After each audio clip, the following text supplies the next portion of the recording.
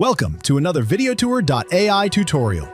In this guide, we'll show you how to create more realistic videos using two photo angles.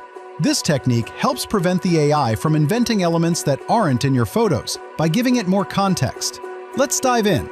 Once you've created the first version of your video tour, select a photo to animate and click Animate the photo with AI, or change the animation if you want to adjust it.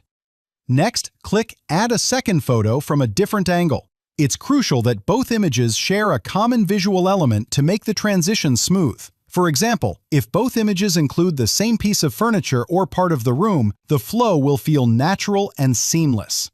Here's an example where it works perfectly. The two images share key visual elements, which makes the transition smooth and the video look natural. Now, let's look at an example where the transition almost works. In this case, the two photos don't share enough in common, so the transition feels rough. The movement is also too complex, which causes the AI to struggle. As you can see, the transition didn't work as expected because the images lacked a clear shared focal point, and the movement was too ambitious. Always aim for simplicity and shared elements between your photos. If the result still isn't smooth, try enabling premium animation.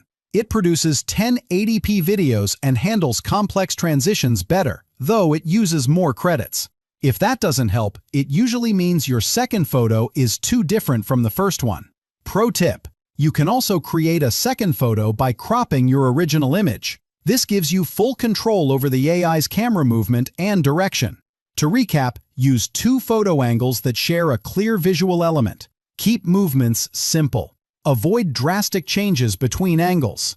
Use premium animation for more complex transitions. Try cropping a single photo into two for full control. With these tips, your VideoTour.AI videos will look smoother, more realistic, and more engaging. Thank you for watching. Try using two photo angles in your video tours to add variety and keep your audience engaged. Thank you for watching.